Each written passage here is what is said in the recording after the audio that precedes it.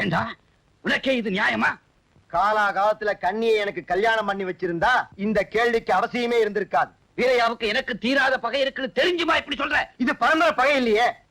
எனக்கும் கண்ணிக்கு நடக்கிற கல்யாணத்திலேயாவது 2 குடும்பமும் ஒண்ணு சேரட்டுமே. ஓஹோ, அதுதான் உன் கண்களை திறக்கும்னா அப்படி ஒரு உறவை ஏற்படுறதுக்கு அம்பாள வேண்டிக்கிறேன். அது வரைக்கும் அது நல்லவனா நடந்துக்க. என்ன சுவாமி, நேத்து ஹரிச்சந்திரா கதா காட்சியம் நடத்துறதா உறுதிமொழி கொடுத்தீங்க, இன்னைக்கு வள்ளி திருமணம் கதா காட்சியம் நடத்துறீங்க. உறுதிமொழியை ஞாபகப்படுத்துறேன். உறுதிமொழியை யார் யாருக்கு நினைவுபடுத்துறது இல்லாம போச்சு. இப்ப உறுதிமொழியை நினைவுபடுத்துறேன்னு சொல்றேன். இன்னும் கொஞ்ச நாள் போனா உண்ணாவிரதம் ஆரம்பிக்கிறேன்னு சொல்லுவேன். இதெல்லாம் நான் கவனிச்சுட்டு இருந்தா முடியுமா? வந்திருக்கிறவா எல்லாரும் வள்ளி திருமணம் கேட்கணும் தான் ஆசைப்படுறா. நீங்களும் போய் உட்கார்ந்து கேளுங்க. ஜனங்க எல்லாருமா சேர்ந்து என்ன பொறுப்புல விட்டுருக்கா? என் பொறுப்பு முடிகிற வரைக்கும் சித்தராய் பொறுமையா இருக்கப்படாதா? ஐயரை தப்பு பண்ணிட்டு அதுக்கு ஆண்டவனுடைய கதைகளை ஆதாரமாக கூடாது. ஆண்டவன் பண்ணா போற்றுதல், அதே காரியத்தை இந்த ஐயர் பண்ணா தூற்றுதல்னு நீங்க சொல்றேன். இந்த நியாயத்தை மத்தவெல்லாம் ஒத்துப்படா? வள்ளிய முருகன் 2ஆம் தரமா கல்யாணம் பண்ணது கூட உலகத்துக்கு வழிகாட்டத்தானா? முருகன் கதையை சொன்னா 2 பொண்டாட்டிக்காரன்னு சொல்லுவேள். ஐயப்பன் கதையை சொன்னா அப்பா அம்மா யாருன்னு கேட்பேள். ராமர் கதையை சொன்னா அவர் ஏன் வாலிய பின்னால இருந்து அடிச்சாருன்னு கேட்பேள். எதுலயுமே நமக்கு பிடிபடாத தத்துவங்கிறதா பிடிச்சுட்டு அலையணுமா? நமக்கு புரியுற எவ்வளவோ நல்ல விஷயங்கள் இருக்கே, அதையெல்லாம் கவனிக்கப்படாதா? நீர் இந்த மாதிரி இங்க 4 பேர் நடுவுல கேட்கறது எனக்கு தெரியும். பழனி மலைக்கு ரகசியமா காவடி எடுக்கிறீங்களே, அதுவும் எனக்கு தெரியும்.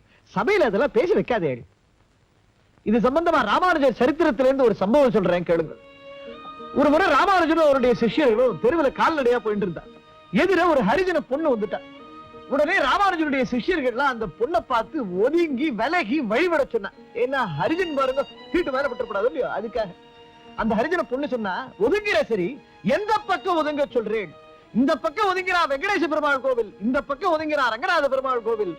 உலகளந்த பெருமாள் திசையெங்கும் வியாபிச்சிருக்கானே, நான் ஒதுங்கிற பக்கம் கடவுள் இருந்து அவன் மேல என் தீட்டு பற்றப்படாதே, கடவுள் இல்லாத பக்கம் எதுன்னு சொல்லு, அந்த பக்கம் நான் ஒதுங்குறேன். உடனே ராமானுஜர் சாஷ்டாங்கமா அவ காலில் விழுந்து நமஸ்காரம் பண்ணி தன் சிஷ்யர்கள் செஞ்ச தப்புக்காக மன்னிப்பு கேட்டுட்டார். இப்படி எத்தனையோ சம்பவங்கள், சரித்திரங்கள், நிகழ்ச்சிகள் நம்ம புராண கதைகள்ல எவ்வளவோ இருக்கு. இதெல்லாம் தெரிஞ்சப்புறமும் ஜாதி ஜாதின்னு பேசுறது அசல் பைத்தியக்காரத்தனம் இல்லையா? நீ தானே அவர் பேச்ச கேளு. ஆளு நீ கணக்கு பிள்ளை, நீ சொல்றதுனா உண்மையா? சங்கரையரா ஜாதி இல்ல மதம் இல்லைன்னு சொல்லிட்டு இருந்தாரு. ஆமா ஆமா, அவர் நடத்துனதுக்கு பேர் தான் வள்ளி திருமணம் கதா காலட்சேபம். அச்சர சுத்தமா ஜாதி இல்ல பேதம் இல்ல ஒரே ஜாதின்னு சொன்னாரு. அதை கேட்டதுல இருந்து எனக்கே ஒரு மாதிரி ஆகி 3ஆம் தாரமா ஒருத்தைய கல்யாணம் பண்ணிக்கலாமான்னு ஆசையே வந்துருச்சு. கைய கால முடிச்சு போடுவேன். ஐயரை கூட்டு வர சொல்லி ஆரம்பி யாரப்பாங்க?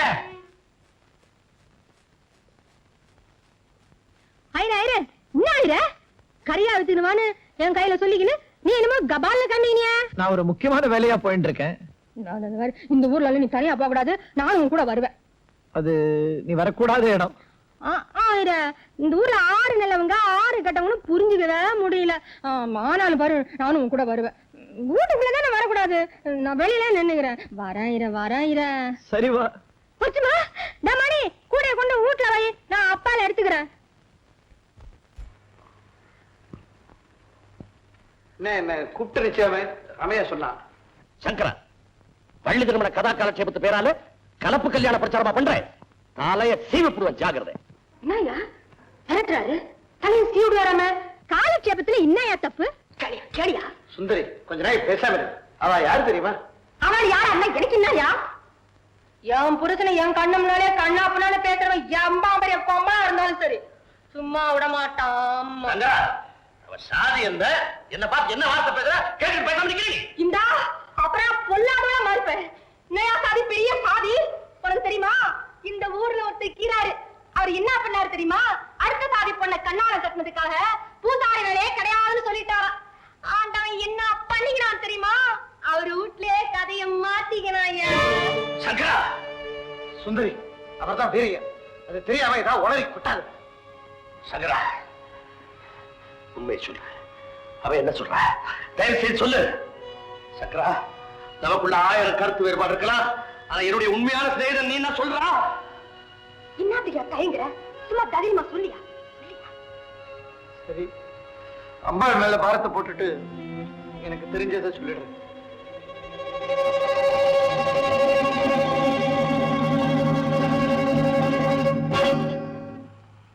யாரோ சொன்னதை நம்பி திடீர்னு எந்த முடிவுக்கு வந்துடாதீங்க. சொன்னது யாரோ ஒருத்தர் இல்ல, சங்கரையர். சரிதான். வேலை பறிப்போன ஆத்திரத்துல வீட்டுக்குள்ளேயே குழப்பத்தை ஏற்படுத்த நினைக்கிறாரோ என்னவோ. மறந்து போய் பேச மாட்டாரு சங்கரையர். என்னையும் கண்ணியையும் அவருடைய 2 கண்டா நினைக்கிறார். அவரை பத்தி அபாண்டமா எதுவும் பேசாது. ஏங்க, யாரோ ஒருத்தர் குணத்துக்கு இவ்வளவு உத்தரவாதம் கொடுக்கற நீங்க பெத்த மக விஷயத்துல மாத்திரம் ஏன் இப்படி பாரபட்சம் காட்டுறீங்க? காயமா நெருப்பு இல்லாம புகையா? பொறுப்பு இல்லாதவங்க மூட்டுற நெருப்பு புகையுங்க. ரொம்ப சாமர்த்தியமா பேசுறதாக நினைப்பா. காரணம் இல்லாம யாரும் கலந்து சொல்ல மாட்டாங்க. இதெல்லாம் ஆரம்பத்திலேயே கிள்ளி எரிஞ்சிடும். இல்லன்னா உலக நம்மளத்தான் முட்டாள் சொல்லும். அவ எங்க? வெளியே போயிருக்காங்க. பாக்குறேன். எங்க கடற்பள்ளியை காணோம்? கதை ஆரம்பிக்க சொல்லுங்கய்யா. மகாஜனங்களே, பக்த கேடிகளே, இல்ல பக்த கோடிகளே, நீங்க எல்லாம் பொறுக்கணும். யாரையா பொறுக்க சொல்ற? பொறுக்கியத்துல சொல்ல பொறுமையா இருக்கணும். இதோ வருகிறார், பாகவதர் வருகிறார். மகாஜனம் வருகிறார். ஹரிச்சந்திர பாகவதர் வாழ்க! நேரம் போயிடும், கதை ஆரம்பிக்கும். கதைக்கும். மகாஜனங்களே, இன்னைக்கு நமக்கு ஒரு புண்ணிய நாள். மதிப்புக்கும் மரியாதைக்கும் அன்புக்கும் ஆசைக்கும் பண்புக்கும் பாத்திரமான மகா மகா மகா மகா ராஜஸ்ரீ வந்திருக்காங்களா? ராஜஸ்ரீ மாமா ஹரிச்சந்திரன் அவர்கள். என்னையா உனக்கும் மாமாவா?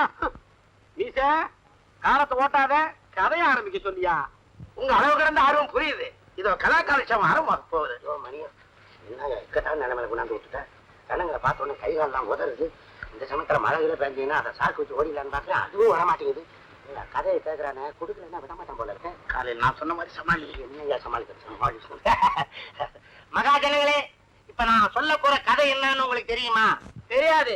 தெரியாதவனுக்கு சொன்னாலும் புரியாது. எனக்கு தெரியும். தெரிஞ்சவனுக்கு நான் யாரையா சொல்லணும்? பாதி பேருக்கு தெரிஞ்சிருக்கலாம், மீதி பேருக்கு தெரியாதுல்ல. சொல்லு. கதை யாரையா நீ? தெரியாதவங்க தெரிஞ்சவங்கிட்ட கேட்டீங்க, நம்ம போலாம். ஓ, ஒழுங்கா சங்கரையர் கதை சொல்லிட்டு இருந்தாரு, அதையும் கெடுத்து விட்டு கிண்டலா பண்ற. தபார், மணிக்கணக்கில் எல்லாரும் காத்துக்கிட்டு இருக்கோம். மரியாதையா கதையை சொல்லு, இல்ல பக்கத்துலதான் புதுசா கட்டணம் கட்டிக்கிட்டு இருக்கான், அவ்வளவுதான். பார், என் மச்சனை அதட்டான் பார். மச்சனன் தயவு இருந்தா மலை ஏறி உழைக்கலாம்னு சொல்லுவாங்க. இவனை வச்சு ஒரு மரம் கூட ஏற முடியாது. நான் கவனிச்சு அதாவது நான் மரியாதையாவே சொல்றேன். மகாஜனங்களே, ஓ, கரடி பைய பேச கேட்டுக்கிட்டு கதாகாரட்சமா பண்ண வந்திருக்கிற. கதை பண்ண வர்றவங்களுக்கு ஒழுங்கா புராணம் தெரிஞ்சிருக்கணையா? கதை பண்றவங்க மூஞ்சியில கொஞ்சமாவது தெய்வீக கடை இருக்கணும். இது என்னையா மூஞ்சி, எல்லாம் போலீஸ் ஸ்டேஷன்ல இருக்கிற போட்டோ மாதிரி. உன்ன தாயா சொல்றாங்க, தள்ளிங்க இல்லையா? யாருக்குடா தெய்வ கலை இல்ல? அதை இப்ப நான் நிரூபிக்கிறேன். இந்த ஊர்ல மொத்தம் எத்தனை காக்கா இருக்குன்னு யாராலையும் சொல்ல முடியுமா? முடியாது. நான் சொல்றேன், 420 அறை. அது என்ன அறை? ஒண்ணு குஞ்சியா? குஞ்சி எல்லாம் கணக்கில் வராது. வரலன்னா உடையா? 420. ஓ, நீ சொல்ற 420க்கு மேல இருந்தா வெளியூர் காக்கா நம்ம ஊர் எச்சியலைக்கு வந்திருக்குன்னு அர்த்தம்.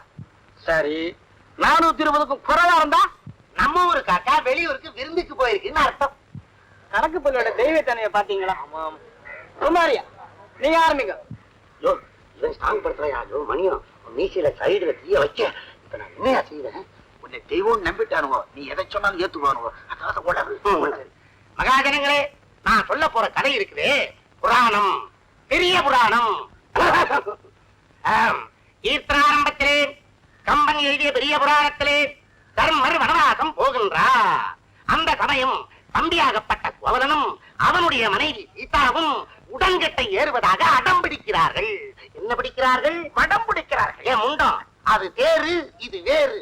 அடம் அடம் அடம் பிடிக்கின்ற நேரத்திலே எப்படி தர்மர் வனவாசம் போறாரு, தம்பி கோவலனும் சீதையும் உடன்கட்டை ஏறாங்களா? அப்பா கனக பிள்ளை, நீ ஒரு தீர்மானத்துக்கு வந்துட்ட. இந்த ஊர்ல இருக்கிற பாதி பேத்துக்காவது பைத்தியம் முடிக்கணும் அப்படின்னே கதாகாரட்சம் முடியாயா? நம்பி, நீ பிஞ்சு, உனக்கு சொன்னாலும் புரியாது. நீ ஓரங்கட்டு. நீங்க கதை சொல்லுங்க. சொல்றேன். தர்மர் வனவாசம் சென்ற செய்தி கேட்ட அவருடைய மனைவி சகுந்தலை தடால் என்று மயங்கி தடாகத்தில் விழுந்தாள். அந்த சமயத்தில் தான் அந்த பயங்கரமான செய்தி வந்தது. எந்த பயங்கரமான செய்தி? அந்த பயங்கரமான செய்தி அதேதான். வனவாசம் சென்றிருந்த தர்மர் பாத்ரூமுக்கு போயிருந்தார். அப்ப மயக்க மருந்த கொடுத்து அவரை தூக்குல தொங்க விட்டுட்டான் தென்கொரிய அரசனான சூரபத்மன். யோ, காட்டுக்குள்ள பாத்ரூம் ஏடியா? கரடி மீச கட்டியிருப்பான். அவர் கையில தட்டி வச்சிருந்தாரு, சுத்தி கட்டிட்டாரு. ஏண்டா உன்கிட்டடா கேட்ட? போயிருக்கிறது யாரு? தர்மர் மகாராஜா. காட்டுக்குள்ள என்னடா, கடலுக்குள்ள கூட கட்டுவாரு. கடவுள் கதையை சொல்றேன்னு சொல்லிட்டு கண்டபடி உளரக்கூடாது. நானா உளறேன்? என்ன என்னை பத்தி உங்க அப்பாவுக்கு நல்லா தெரியும், மணியக்காரருக்கு தெரியும். புராணத்தை அரைச்சு கரைச்சு குடிச்சவன் நானு.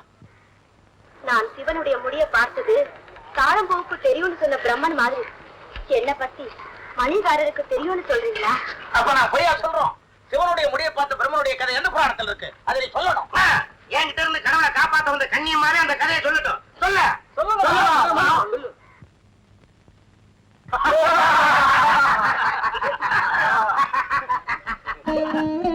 ब्रह्मावे हमसो भूत्वा श्रोन् वेष्टव्य सहसं समा आसन् ब्रह्मा अहं श्रोसाने त्वमेव मातासि त्वमेव पितासि कर्तासि कार्यदासि एवं वेद शिव सायुज्य माप्नोति. கேட்டீங்களா? யாருக்காவது புரியுதா? இந்த மாதிரி உலகிறதுக்கு என்ன தெரியாதா?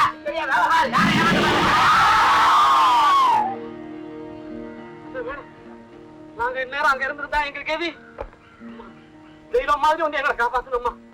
நீ தெய்வம் தான்மா, தெய்வ பிரவிமா.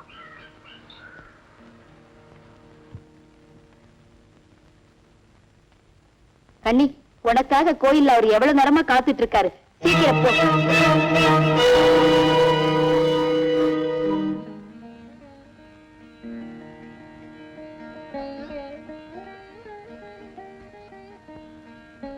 ரொம்ப நேரம் காக்க வச்சுட்டேன், மன்னிச்சுடுங்க. கண்ணியம்மா, உனக்காக எவ்வளவு நேரமானாலும் காத்திருக்க தயாரா இருக்கம்மா.